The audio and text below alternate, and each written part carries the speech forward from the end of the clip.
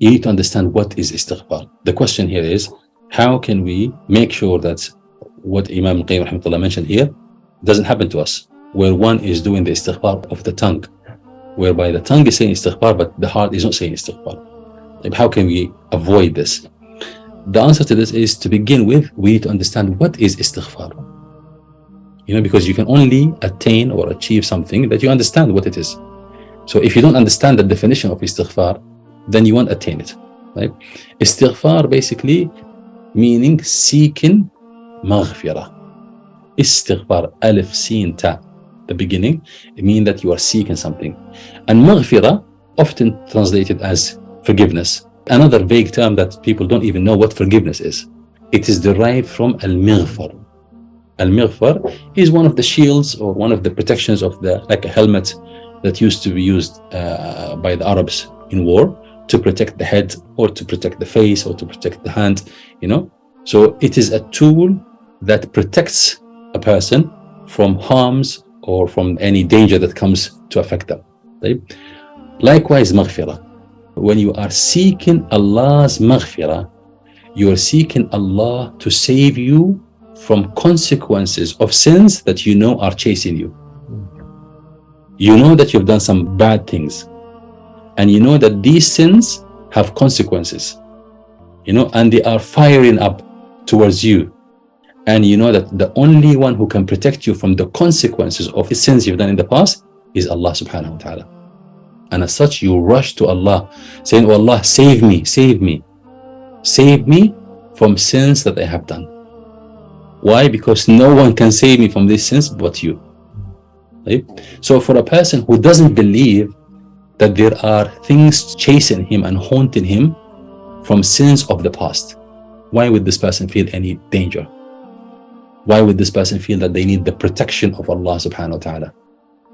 They will not feel that the need of istighfar. So if they did istighfar, they will say astaghfirullah with the tongue. But the person that knows, I have done sins in the past, and these sins are probably flying towards me, coming towards me, and maybe I am already suffering the consequences of them. Who can save me from this? Allah subhanahu wa ta'ala. Why? Because Allah, He's the only one who can bless us with goodness and protect us from evil. An-nafi'u huwa Allah. The one who can benefit people is Allah. Ad-darru huwa Allah. Okay? And that's why it makes sense for Yunus ibn Matta, the prophet who was in the belly of the whale. He found himself suffering the consequences of his actions in the belly of the whale, in the darknesses. What did he say? He says, La ilaha illa anta. There is no deity worthy of worship but you. But at the same time, it means what? No one can harm, no one can benefit except you. So right now, I am suffering the consequences of my actions. I need you, O Allah, because in this existence, only Allah can bring goodness to me. Only Allah can protect me. So there I am, declaring that it's only you, O Allah, I worship. I am coming to you to help me. So he kept on saying, La ilaha illa anta. Subhanaka. Subhanaka. You are free from any shortcoming. You are fully capable of doing whatever you will. Why am I calling you? Inni kuntu min al-zalimin. I wronged myself, O Allah, save me. I wronged myself, O Allah, save me. So this is the dua. I wronged myself, O Allah, save me. Save me from whom? From myself, from my own sins. Right? So for a person who knows that at the moment they are currently suffering hardships and difficulties as consequences of sins they did in the past, or they did some sins in the past but they haven't yet seen the consequences of it, and they are so worried that it's coming, it's gonna hit hard, this person rushes in istighfar. Astaghfirullah, astaghfirullah, astaghfirullah. And when this person does istighfar, it will not be the tongue only. It will be the tongue and the heart. And that's why Abdullah ibn Mas'ud radiallahu anhu, he says, a true believer, he sees his sins as a mountain on top of his head about to fall. He can see it like a mountain right on top of his head about to fall on his head. And because of that, he's so desperate, oh Allah, save me, oh Allah, save me. Whereas the hypocrite, he sees his sins like a fly that landed on his nose, and he did like this and he went away. He doesn't see that there are any sins that are dangerous for him. Such person, when they seek istighfar, their istighfar will be from the tongue.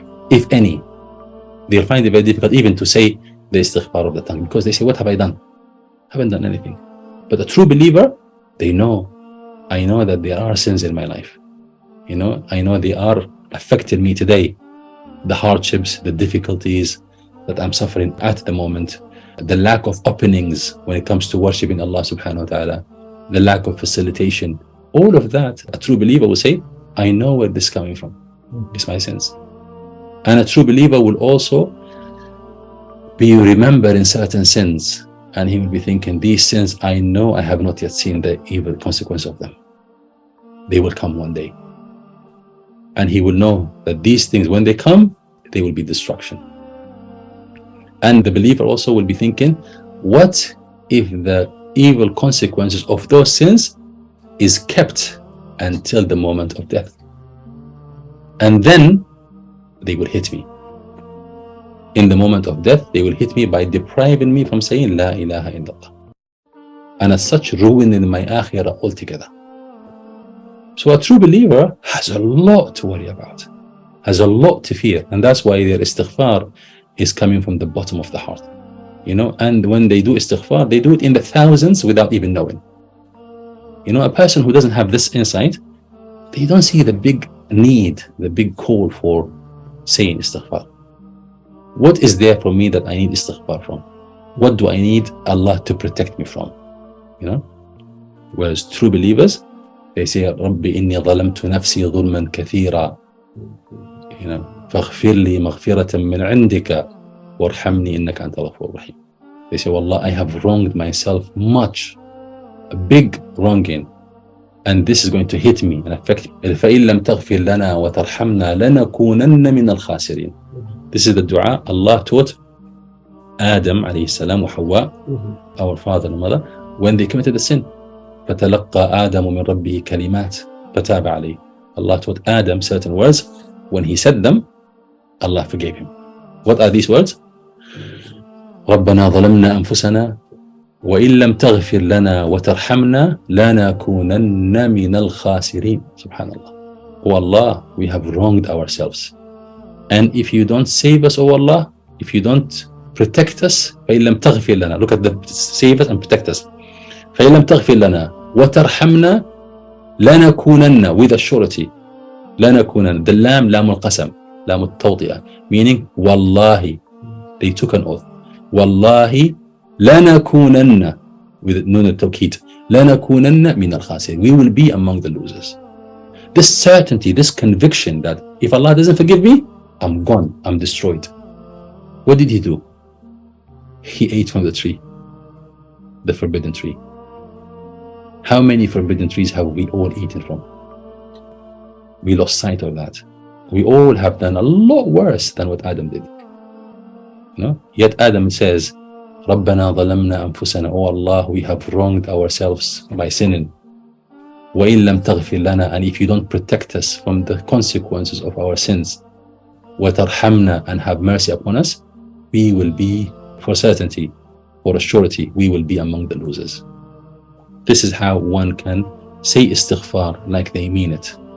And may Allah subhanahu wa ta'ala make us among those bi-idhnihi ta'ala.